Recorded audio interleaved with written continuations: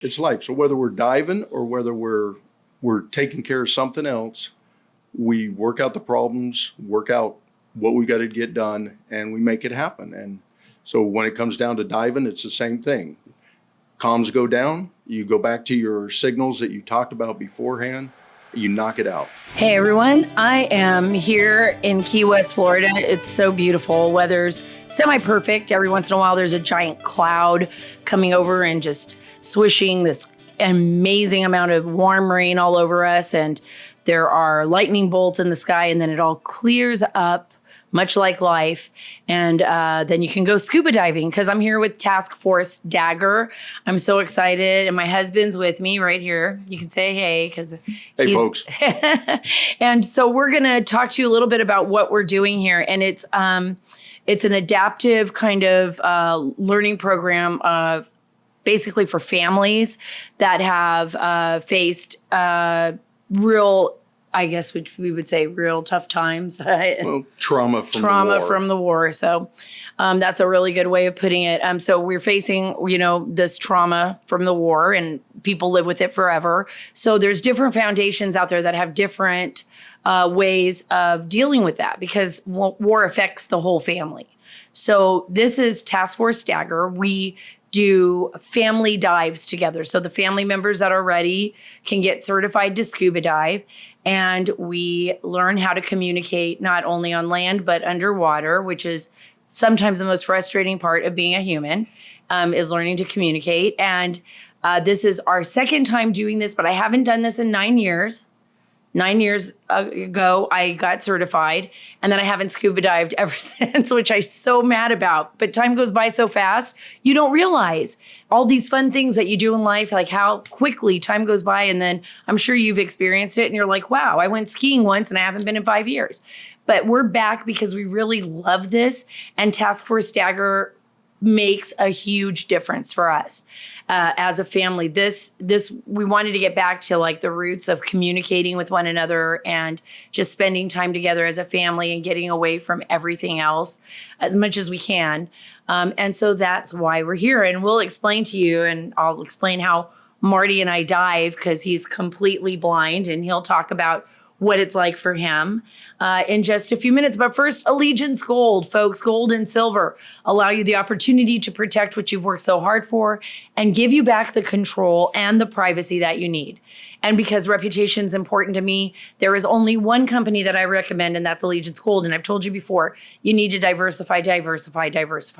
And you need to do that by protecting your assets as well. And that means your 401k, your IRA. And you can do that with physical gold and silver, and you can even have it delivered securely right to your front door. You just can't beat that. And right now, guess what? You get $5,000 of free silver on a qualifying purchase when you tell them that Sara sent you. And when you get that free silver and you get your qualifying purchase, you won't have to worry about people like Justin Trudeau taking over your gold or your silver that's locked up in your safe box at home.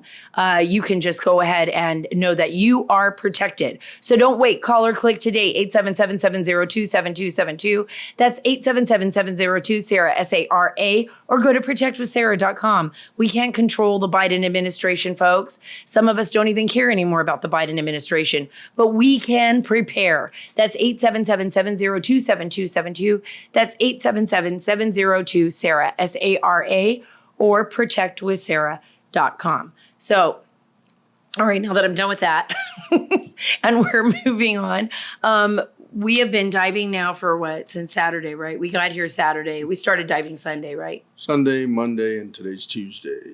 Hopefully we're going to finish it up. Right, and today's Tuesday. So we are right now still in the pool. We haven't gone out to sea yet, which is the most amazing part, getting out there with your family and seeing all the beautiful fish. And I think one of my favorite ones was the parrotfish the last time you were here, because they're so gorgeous. And you might be thinking to yourself, like, what it's like for us to do this, to go scuba diving. Well, it's not easy. Nothing in life is easy. We're not like, flying around with butterflies on our backs and everything's perfect and our family's doing everything perfectly. We have like the most amazing family, but it's complicated. Right? Oh yeah. for everybody. For everybody. And then you throw a major injury into it. Mom has to take up all the slack, and it definitely gets It does. It gets handful. Yeah, it gets to be a handful. So and yeah, sometimes he throws out that mama thing. It really is annoying. I like it, but we do have 6 kids all together. So he says that. But for us, I think getting out there in the pool was probably like the very first time. I was really nervous right now because we're using those new face masks. Well, that's the most difficult thing. When we came down here and did this years ago, I was diving with an instructor, and she was free diving next to me with the scuba equipment on. Well, this time we've switched to full face mask with intercommunications. So this is what's cool. I'm going to explain to everyone because my husband and I, obviously because he's blind, he can't see where we're going under the water. And just to explain, you're a master diver though. You're a master diver. So he has been trained in diving before he was blinded in Afghanistan. So he knows how to dive. In fact, I'm always looking to him for safety and security under the water than he is looking for me, he's always more worried about me, I would think, right? Oh, yeah.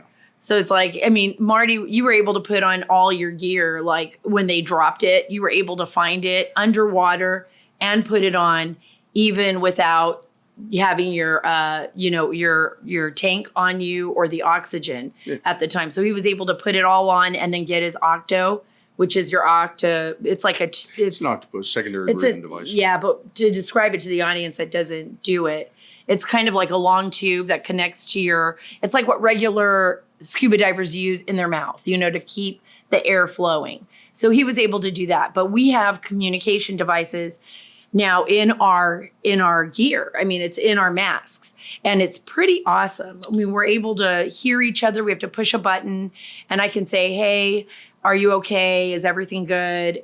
Or just talk crap about everybody else swimming around us. I think that would. Or you just talk about what she sees going down, Right. Fish off to the right, manta ray off to the left. Yep. More practical. Right? I'm using it for gossiping purposes underwater. No, just kidding. Anyway, so that was one of the things that we're learning to do right now is what happens though if those comms go down? How do we handle swimming under the water together? Which they did yesterday. Yeah. And that was pretty frustrating for me. Batteries have a life. Yeah, we figured that out. Batteries do have a life in our face masks, right? And you and I were no longer able to communicate. They only last 1 day in the masks. So they're 9 volts and they use a lot of, I guess a lot of energy, these. Sure. Yeah. And so we expend the energy, battery dies out, and that's it. You're done. You got to start using old-fashioned methods. So I'm still figuring it out because yesterday was kind of a frustrating day and I almost felt like getting out of the pool, right? Never quit. Never quit. So talk a little bit about that, babe. Because we're learning to communicate again. And I think marriage is about communication. And just sometimes you don't communicate well, even if you've been married forever. It's like, and it's even harder sometimes when somebody can't see because you can see, I can see, but you can't see what I'm doing, you know? You miss all the visual clues that everybody uses constantly. So, it can be trying, but that's what Task Force Dagger is here about. It's about getting here with your family. And one person may have some kind of an injury they're working through, but really it's about the whole family working through that injury with them. So she is my diver assist buddy, and we're working through the whole diving. We were talking about what does that mean? What does Task Force Dagger mean? What does the dagger mean? Well, the dagger is a symbol of these guys are all special operations guys. All of these benevolent organizations help different types of people, and these ones they've picked the special operations dude that work at the pointy end of the spear. Right. Spear, pointy end of the knife, that's the symbol of dagger. So all of these guys were here with SEALs, MARSOC, Special Forces, Delta Force. Right. These are guys that have been at the pointy end of the spear when they got injured. Meaning they're on the front lines. They're the first ones literally into battle to face the enemy. Ahead of the front lines. Yeah, that is true. They're ahead of the front lines. They operate in 138 countries. If you go to taskforcedagger.org, you can see some of this stuff. 20 plus average number of times a SOF member is deployed throughout their career. So 20 plus times you guys serve overseas. The population of U.S. SOCOM members, so that's all, special ops guys, is a little over 240,000. U.S. Special Operations Command is 60,000 plus. So that's a huge number of people and families that are serving the country to fight terror, to fight adversaries overseas. Many times, right, babe? People don't even know you guys are even fighting. Oh, yeah, there's fighting going on even now as we speak. You may not hear about it in the newspaper every day, but there are U.S. soldiers, sailors, Marines engaged in combat as we speak around the world. I know, and I think a lot of people forget that. I do. Never forget. I mean, just a couple months ago, I heard about some injuries from guys that places you don't even know what's going on. Right. You don't even know there's a war there. And I think that, organizations like this, and I got to be honest with you when I tell you how frustrating it is when people don't know, or they say, oh, I'm so tired of the war, and they're only watching it on TV. How many times have we heard that? Oh, yeah. We get it. We're tired of it too.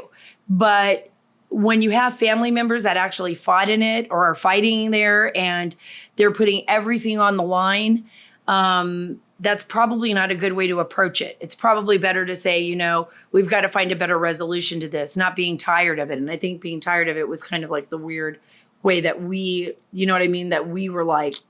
It could be mentally exhausting. Yeah, it can be. It can be. I want people to know what it's like for you to be diving blind.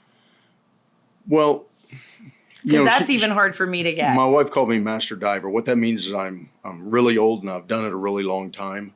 And so everything's very familiar with me as far as getting equipment, but I got to get my hands on it. And then, you know what you're feeling, you feel shoulder strap, chest strap, whatever okay, here it is. So that means everything else is located appropriately where it's going to be. So going down, the main thing, I feel very comfortable. You can tell the pressure just by the pressure in your ears or the sound of your bubbles, because there are still bubbles coming out of the mask.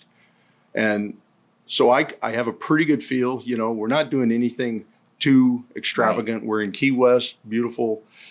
Tomorrow we'll be on the coral reefs for the next few days and just staying with my wife. We used to do the same thing, snorkeling. She would lead the way. I would swim along beside her, hang on to her BCD or whatever she had on, a little life preserver system. And our daughter would ride on my back like a turtle. And we had a good system going, and we're doing the same thing now, only now it's underwater and I don't have a daughter on my back. Right. Yeah. Now she's almost taller than me at 10. So that's a whole new episode of the podcast. But it's very difficult. I mean, still trying to figure out how do we communicate. And yesterday when everything went down, when the comms went down and we're underwater and diving is a new thing to me, it was like we had to figure out what our hand signal's going to be, because part of the training is, and I think this is probably the part that a lot of people are like, oh, where they just freak out or they don't want to do it anymore. Part of the training is you have to be able to take off your entire mask underwater and have no air at all. And that doesn't matter, because it can happen at any depth. It can happen at any time. You could lose your tank air. You could lose your oxygen. And then what happens is if you lose your oxygen, you have to go for your secondary, right? Yeah. So you have to go with our mask, our secondary is the regular octo. So you have to be able to take that off. You have to be able to put it in your mouth and do that for yourself.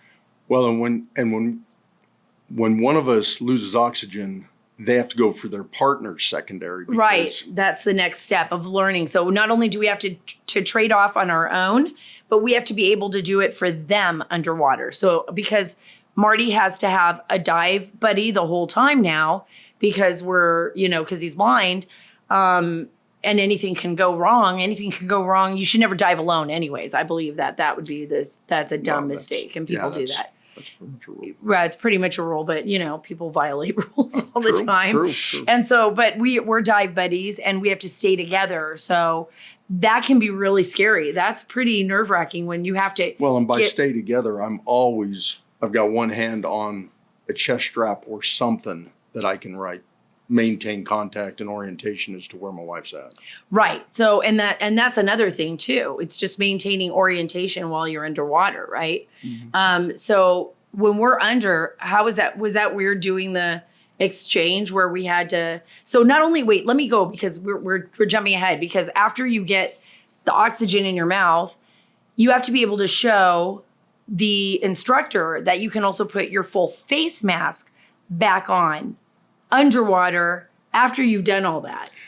Yeah, and anybody that's ever scuba dived, they're using a low porosity mask, which is very little air to clear. A full face mask, you're clearing probably about 4 times as much air. So it's 4 times harder. And that could be a challenge. My wife blew it out of the water and I was impressed. Yeah, I don't know how I did. I mean, it was just, I did blow it out. I was like, I want to live. So I was just like, I just blew everything I could. Get out of me, get out of my face mask water. That was me. So I think I did a good job. I think fear makes you good sometimes, right?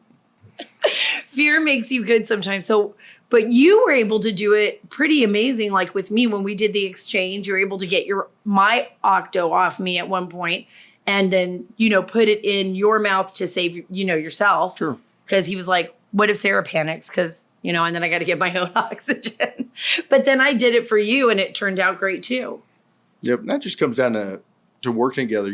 Everybody, you plan dive, you've got everything planned out what's going to happen. But like anything, as soon as first shot's fired, everything goes to heck. So, right. Even though we had signals worked out beforehand and everything else. Right. I mean, that's the thing. We're in the water with 2 very qualified, 3 actually, I am instructors, right? So Marty, I consider an instructor too, although he's learning now diving. And you probably, I'm sure there's people out there thinking, and I'm going to ask all the dumb questions and all the right questions, because I don't think any question's a dumb question, but because people sometimes don't realize, they think like, well, why would you want to dive? Because you're blind. So what are you getting out of it? Biggest thing you're getting out of it, you're spending time with your family, you spend time with your wife. You're doing something that is a little bit stressful, but at the same time, you're working as a team. And everything is about teamwork as a marriage, to tell you the truth. And whereas, when somebody gets wounded, my wife takes up all the slack. So, quite often it's the wounded warrior type that's getting the credit. But let me tell you, the spouse and family go through just as much or more as the wounded warrior. I mean, I'm blind, but my wife, you don't understand, when she's got to lead me everywhere, she's got to do all the driving, and then the kids and everything else. So it's a handful. Yeah, but it's life, right? It's life. So whether we're diving or whether we're taking care of something else, we work out the problems, work out what we got to get done, and we make it happen. And so when it comes down to diving, it's the same thing. Comms go down, you go back to your signals that you talked about beforehand, you knock it out. Yeah, and you find a way to communicate. And I've never realized how stressful, I communicate all the time with you on my podcast, with my listeners. I go on television, I communicate with, with a large audience from Fox News. But interpersonal communications and family communications, and especially when you're dealing with a disability, where sometimes I just expect, I think Marty knows what I'm feeling, or I think he can see me. I mean, I just don't realize it. I don't put 2 and 2 together. You walk in the house, you're having a bad day, right? So if somebody can see, they're like, oh, that person looks like they're having a bad mood or something would have happened today. But he can't see that. So he has to just guess based on my voice or something, or I actually have to tell you, right? Oh, and it usually, even if I know, but there's still so much that I depend on my wife for. So you got to think, okay, what's important here? Do I ask her about this? Because I can tell, she just, she had a very emotional podcast, or she got back from the border and, she had a tough time with something. And while she'll vent, it's me respecting the fact that she's got a lot of crap going on more than just me. Well, and you do too, right? Because you have to, you're home with the kids and right now, and it's challenging and doing homework. We'll do a whole podcast on that because that's just wild. But the thing is that I think like a lot of you out there, it's like, you think like when you look, I mean, I do it too.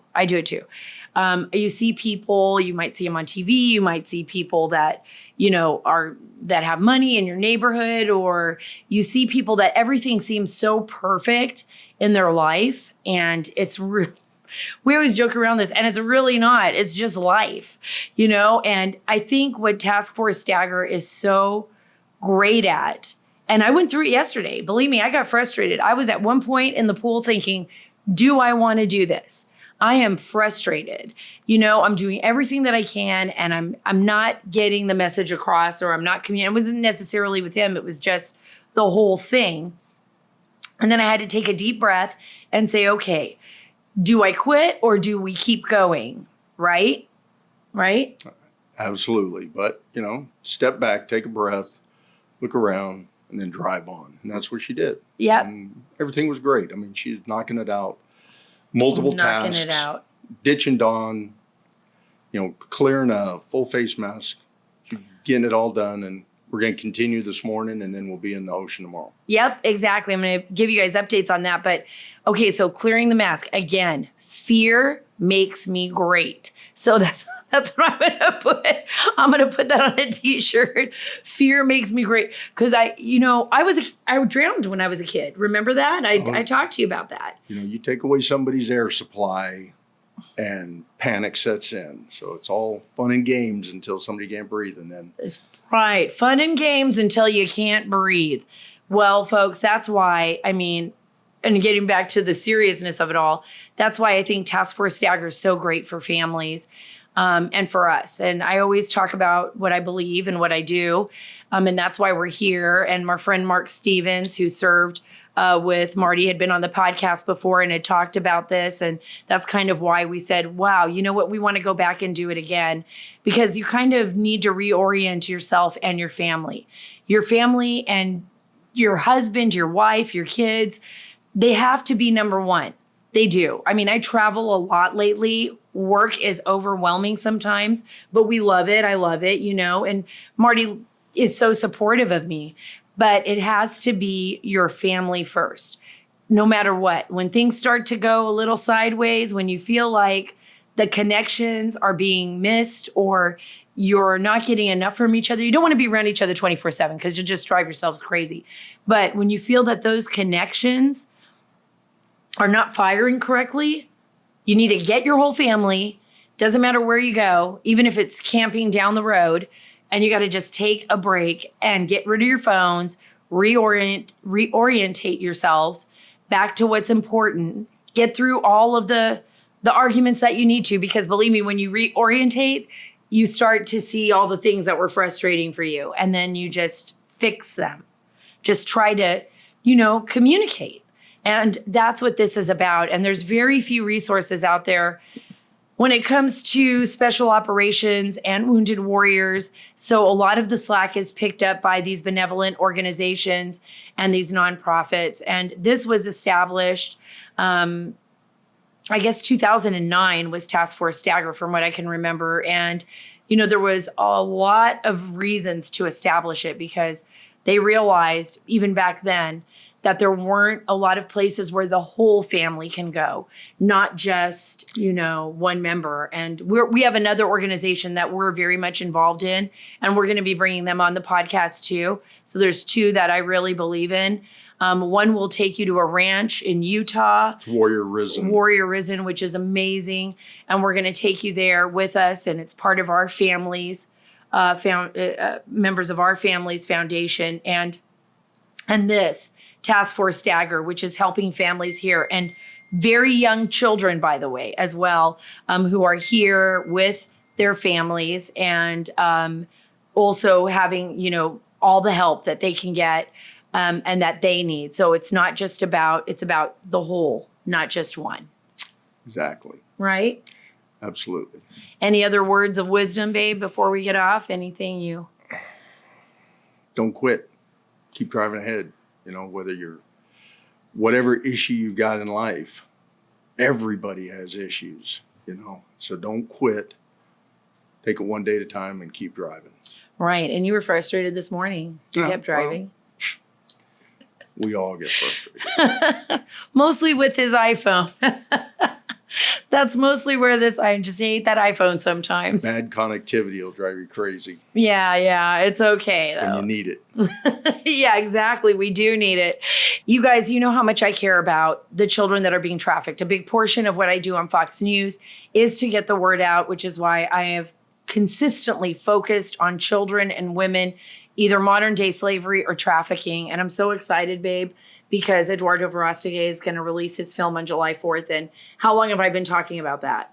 Since you met him. Yeah, I mean, years ago, because he's had the hardest time with Hollywood, right? I mean, Eduardo is brilliant. And that I bring home too. I bring that home too sometimes. I mean, I see a lot of things on the border that you don't even see on the news because we can't even show it. It's so gut-wrenching, right? Yeah. I mean, some of the stories my wife comes with, it's one thing to go into danger yourself. It's another to listen to this stuff and feel helpless when kids are involved and they're being abused. They're being abused and the stuff they go through, and it just breaks your heart. So.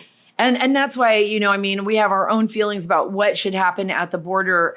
But I just so you guys know the facts. And this is about the movie Sound of Freedom. It's coming out July 4th. This year.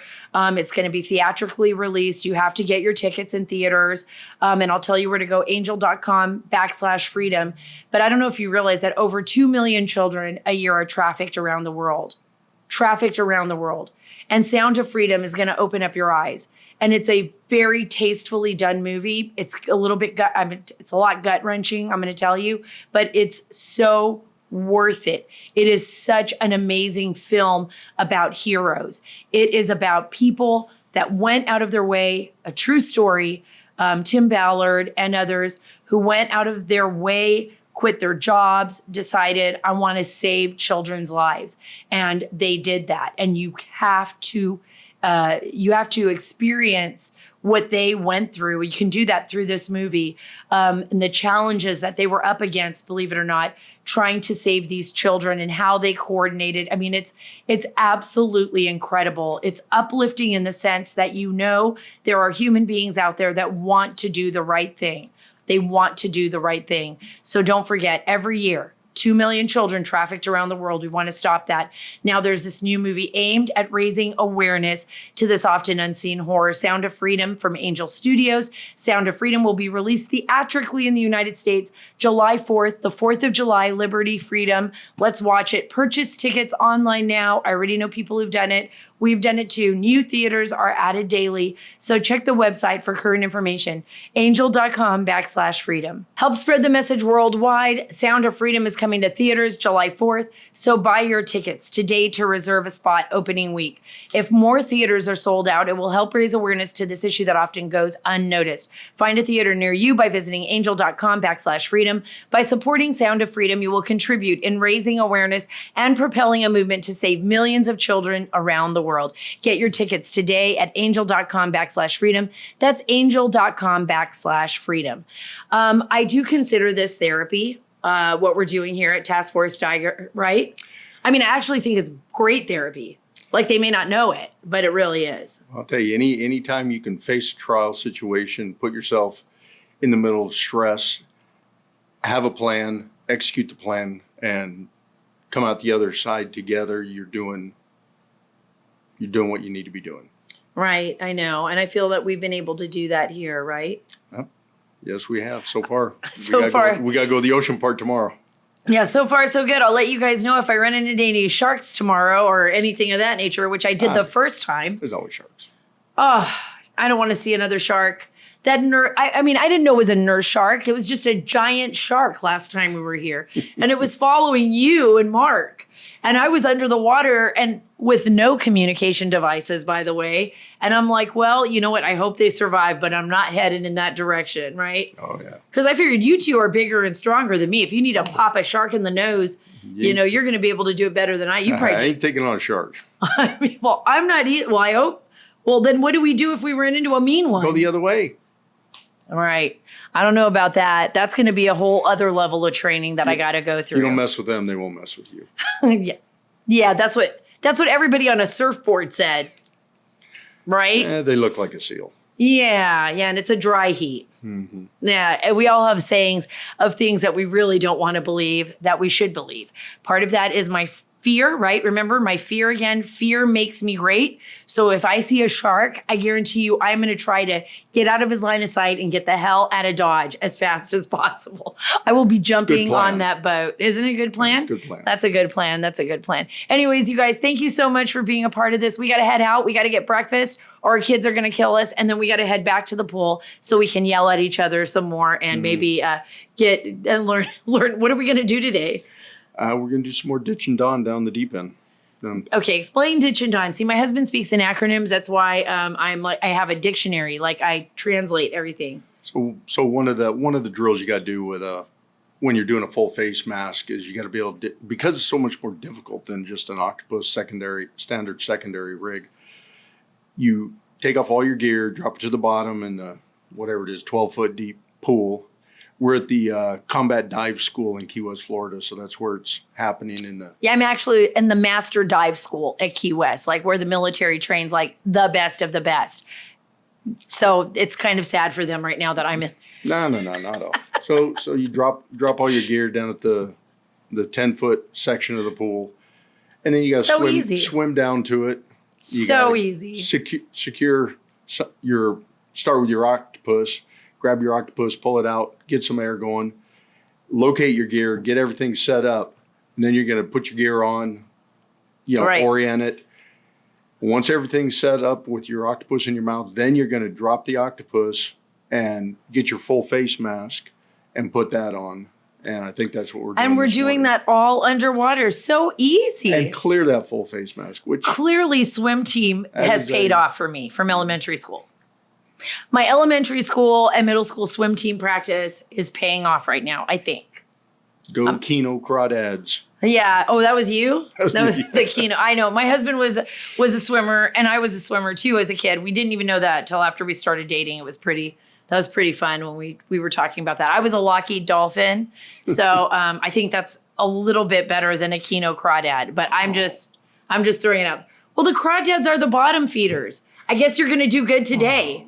I guess you're going to do good today because it's all on the bottom today. I'm going to suck. I'm going to be like up on the top trying to come down into the water and crying. So I'll tell you all about that tomorrow. Let's see if I actually get certified again or recertified or whatever certified. it is.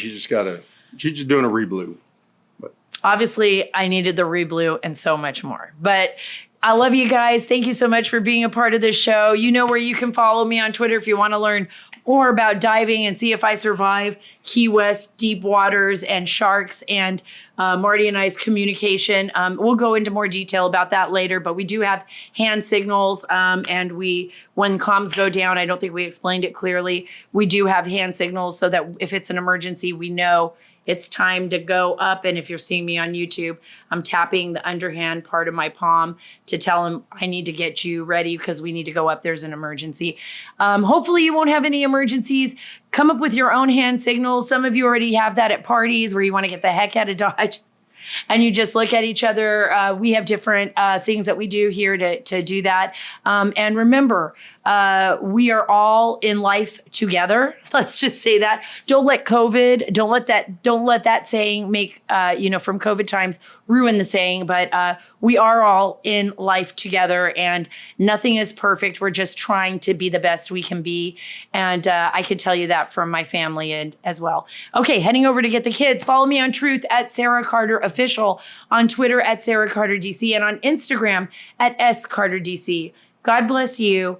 God bless our great nation. God bless everybody who is out there, every special operations warrior, wounded or not, everybody who's serving our nation in one way, one capacity or another, right? That their families and that they will be whole, and that they can find peace in their lives.